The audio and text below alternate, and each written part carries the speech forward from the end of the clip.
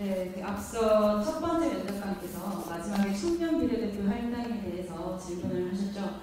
저는 그 바통을 이어받아서 청년과 그리고 우리 사회의 또 다른 약자인 저소득층 노동자 그리고 여성들을 위해 지원자님께서 내놓으신 굵직한 정책에 대해서 궁금한 사항을 질문하도록 하겠습니다.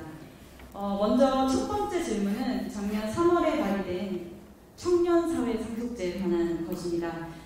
지원자께서 여기 계신 임원 면접관분들이 이해하기 쉽도록 청년사회 상속제가 무엇인지 핵심만 간단하게 설명. 청년사회 상속제는 우리 사회가 세습사회라는 그런 비판이 있지 않습니까? 어떤 청년은 평생을 다 쓰고도 남을 그런 유산을 물려받고 또 어떤 청년들은 아무리 애를 써도 앞가림, 자기 미래를 개척하기 어려운 가난한 청년들도 많이 있습니다. 그래서 우리가 이제 수저론이 나온 것이죠.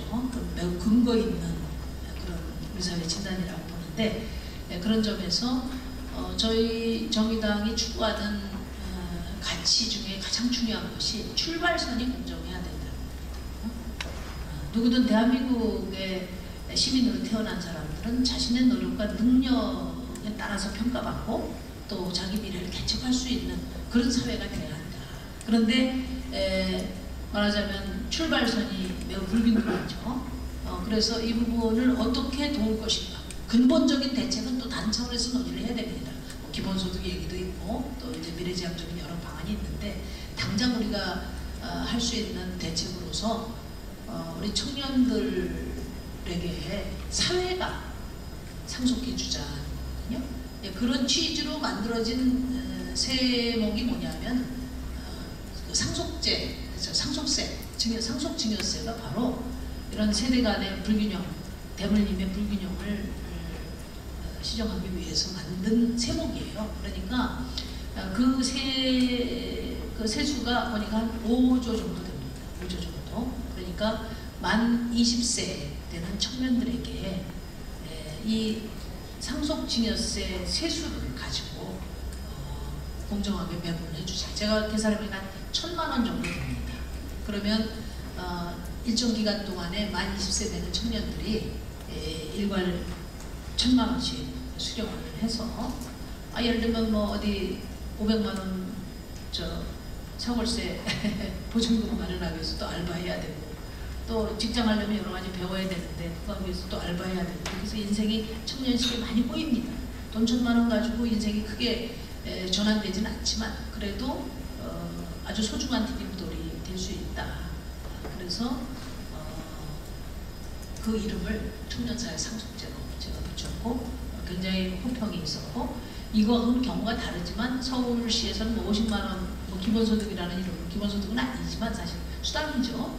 50만 원 지급해 준 게 있고 지금 경기도에서는 100만 원씩 이렇게 청년들에게 지급해 주는 게 있는데 저는 그런 것보다는 국가 차원에서 한 1,000만 원까지 그리고 이걸 점점 키워서 청년들의 디딤돌을 놔주는 게 필요하지 않나 그런 제안을 드렸습니다. 네, 잘 들었습니다. 사실 이게 겉으로 들었을 때는 굉장히 희망적인 법안인데 사실은 이게 포퓰리즘 정책이 아닌가 하는 일부 비판들도 있습니다. 이 정책이 과연 우리가 궁금해하는 근본 질문 과연 흑수저를 줄일 수 있을까라는 그 질문에 대한 마땅한 대안이 된다고 혹시 생각하십니까? 뭐 정책은 그 여러 수준이 있습니다. 당연히 근본적인 정책은 아니죠. 근본적인 정책은 제가 별도로 이제 빈부 격차를 해소하기 위한 소득 불평등 문제, 또 특히나 우리 사회의 자산 격차를 해소하기 위한 그런 방안들, 특히 시장 친화적인 방법으로 많은 제안을 해놓은 상태인데요. 이제 그 근본적인 해법은 시간도 많이 걸리고 또 뭐 많은 그런 힘을 갖춰야 사실 접근이 가능한 정책입니다. 근데 그렇다 하더라도 예를 들면 아동들에게 아동수당을 준다든지 또 지금 농민들 같은 경우에 암만 열심히 농사를 지어도 구조적으로 자기 생계를 유지할 수가 없거든요.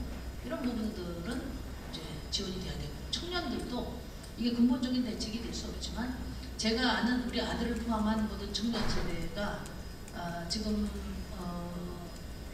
자기 미래를 개척하기 위해서 최소한의 어떤 종잣돈이 필요하고 그것을 만들기 위해서 많은 고통을 겪고 있는 것을 잘 알고 있습니다. 그런 점에서 거두는 말하자면 청년들이 미래를 열어가는데 청년의 부담을 좀 덜어주고 지원하는 그런 역할은 상당히 의미 있게 진행될 수 있다 이렇게 보겠죠. 제가 만약에 과거로 들어가서 제가 청년이 되었고 만약에 1000만 원이라는 큰 돈이 생긴다면 너무 막 신나고 들떠서 이걸 어떻게 쓸지 많이 이렇게 고민을 많이 해볼 것 같습니다. 그런데 이거를 잘 활용하는 청년도 있겠지만 사실은 뭐 유흥비라든지 아니면 충동적인 소비에 사용할 수도 충분히 있다고 생각을 합니다. 그러면 이것이 과연 유용한 비용인지 아니면 비용의 낭비인지 하는 그 두 가지 측면 중에서 어느 쪽이 조금 더 크다고 볼 수 있습니다. 어떤 제도도 구체적인 어떤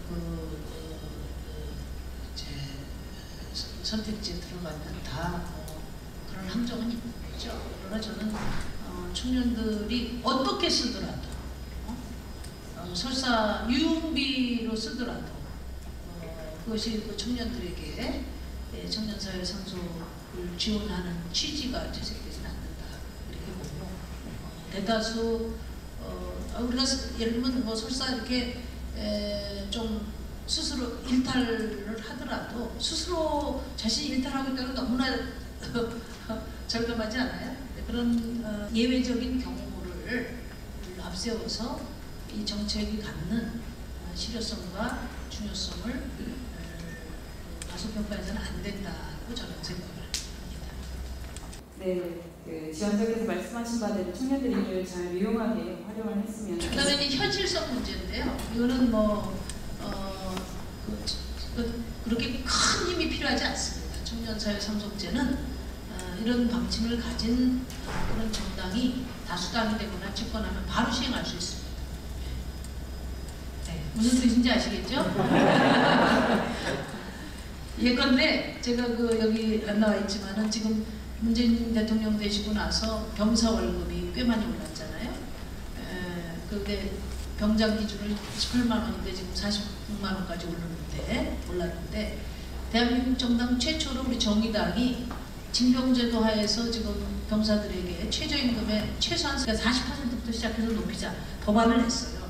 그걸 이제 문재인 후보께서 벤치마킹해서 30에서 50으로 공약을 내셨고 대통령 딱 되시니까 제가 이야기했을 때 돈이 어딨냐고 이야기하던 국방부가 대통령 당선된 다음 날로 30%로 해서 딱 제안했는데 돈. 다음으로 요즘 핫하게 많이 언급이 되고 있는 살찐 고양이법에 관한 질문으로 넘어가 보도록 하겠습니다.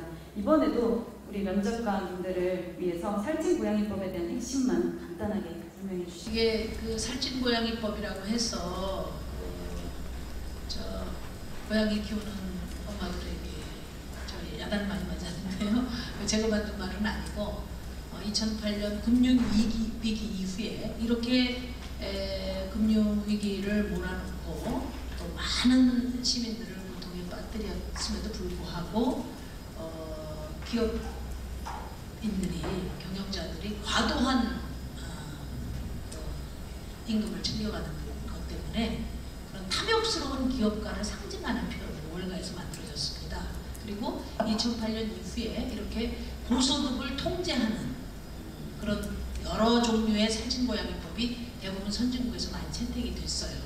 그래서 이제 우리 대한민국 같은 경우에는 세계에서 선진국 중에 가장 격차가 큰 나라거든요. 소득 격차도 큽니다. 자산 격차는 뭐 말할 것도 없지만 소득 격차가 가장 큰 나라 중에 하나이기 때문에 빈부 격차가 이렇게 크면 이게 뭐 저소득층에 대한 사회 안전망뿐만 아니라 사회 통합도 문제가 되고 경제의 선순환도 문제가 되기 때문에 대책이 있어야 되죠. 근데 저는 이 격차를 해소하는 원리는 간단하다고 봐요. 천정은 낮추고 바닥은 끌어올리면 됩니다. 그게 바로 미국 뉴딜 정책의 핵심이에요.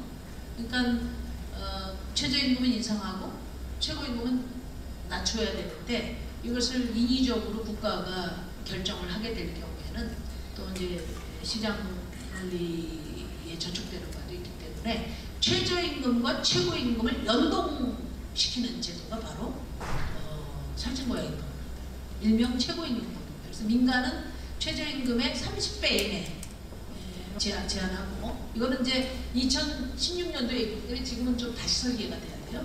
그 다음에 공기업은 공기업의 경영자는 최저임금의 10배 이내에서 억제하는 겁니다. 그게 일명 살찐고양입니다. 그럼 이 살찐고양이법이 실현이 되면 기업 임원들은 분명히 임원 활동비나 배당 분과 같이 어떤 비공식적인 우회로를 통해서 아마 자신들의 보수를 챙길 가능성이 있습니다. 이 정책이 오히려 편법을 조장할 수 있다는 의견에 대해서는 어떻게 생각하시는지 간단히. 지금 기업 경영에서 가장 중요한 것이 투명성 아니겠습니까? 그런 점에서 이제 사회이사 제도 그런 것을 입법화하는 거죠. 사회이사 제도를 비롯해서 경영의 투명성을 제고하기 위한 법 개정안이 지금 상법 개정안으로 나와 있습니다. 지금 문재인 정부 공정거래위원장이 가장 지금 주력하는 그런 제도입니다. 네, 시간이 많이 이제 부족하니까 마지막 질문 하나 드리겠습니다. 지원자께서 슈퍼우먼 방지법, 그리고 낙태죄 폐지 법안 등 여성의 편에서 큰 목소리를 내고 계십니다. 근데 요즘 사회 분위기가 이러한 이슈들을 중심으로 단순한 남녀 갈등을 넘어서서 혐오 문화까지 번져 있습니다.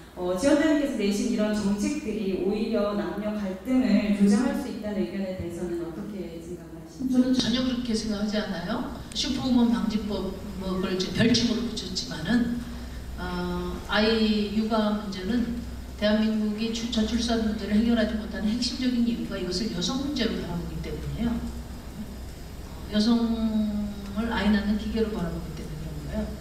아이를 낳아서 키우는 문제는 여성 문제이고 남성 문제이고 우리 사회 문제이고 기업 문제이고 국가 문제겠죠. 예를 들면 아이 키우는데 가장 중요한 게 내가 4시, 5시에 퇴근해서 아이를 케어할 수 있다면 아빠든 엄마든 이게 중요한 거거든요. 그런 측면에서는 노동의 문제이기도 합니다. 그래서 아이를 제대로 케어할 수 있도록 그 가정 친화적인 그런 기업 문화를 만들고 또 엄마든 아빠든 아이를 부모로서 케어할 수 있도록 제도화하는 것은 이건 여성들을 위한 정책이 아니라 우리 모두를 위한 정책이고 남성들이 이 정책을 반대하지 않는다고 생각해요. 그건 편견이다. 그리고 낙태 문제도 저는 마찬가지라고 봅니다. 낙태는 여기서 이야기하면 굉장히 이제 복잡한 문제지만 우리 국민들이 특히 종교계도 마찬가지로 다 공통적으로 합의할 수 있는 건 뭐냐면 낙태를 줄이는 방안을 찾는 거죠. 그죠? 그건 여성도 원하는 거고 남성도 원하는 거고 종교계도 원하는 거고 우리 생명을 존중하자는 거죠. 낙태를 비범죄화하자는 것이 낙태를 늘리자는 게 아니거든요. 지금처럼 낙태는 불법이다 하는 걸 걸개 그림으로 하나 걸어놓고 실제로 낙태를 줄일 수 있는 생명을 존중할 수 있는 그 어떤 정책도 방기하고 있어요. 대한민국 사회에서. 입양 문화가 돼 있으니까. 그러면은 아이를 낳아서 편부모가 차별 없이 잘 우리 사회가 키울 수 있는 그런 정책이 있습니까? 아무것도 없습니다.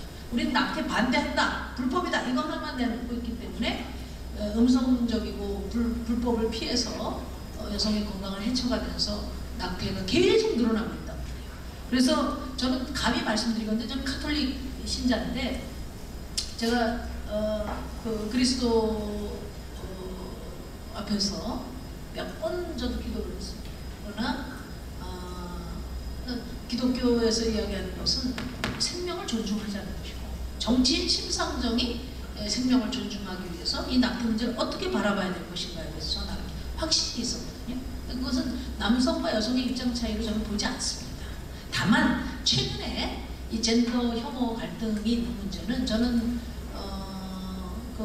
굉장히 예민하게 봐야 된다고 보는데 예를 들어서 지금 20대 저는요 저가 살던 세대는 우리 남편이나 오빠들이 동생 여성을 차별을 했다는 걸 다 인정해요. 그렇게 컸어요. 아들을 위주로 공부 가르치고 이렇게 했습니다. 다 인정합니다. 근데 지금 여러분 세대에서는 남녀, 딸, 아들이 차별받고 큰 적이 있습니까? 그런 차별을 받아본 적이 없어요. 그렇기 때문에 과거의 차별이 현재에 이르는 여러 어포머티브 액션 같은 거 있잖아요. 이런 여성들을 우대하는 이런 정책들이 현재의 20대의 공정성을 해친다는 점에서 저는 남성 20대들이 문제제기하고 있다고, 그건 저는 정당한 문제제기라고 봐요. 그래서 이런 부분들은 정책 상당 부분 어떤 정부가 이런 것들을 그러니까 실제로 구조적인 성차별을 해소하기 위한 노력과 또 20, 30대의 평등한 문화 속에서 성장한 사람들의 어떤 기회의 공정성을 이것이 해치지 않도록 하는, 그리고 특별히 남성들 같은 경우에는 군 복무 의무를 하고 있지 않습니까? 그리고 대등하다고 하지만 아직까지도 가부장제적인 여러 관습적인 짐을 갖고 있잖아요. 이런 부분에 대해서는 정책적으로 확실하게 보상을 해줘야 됩니다.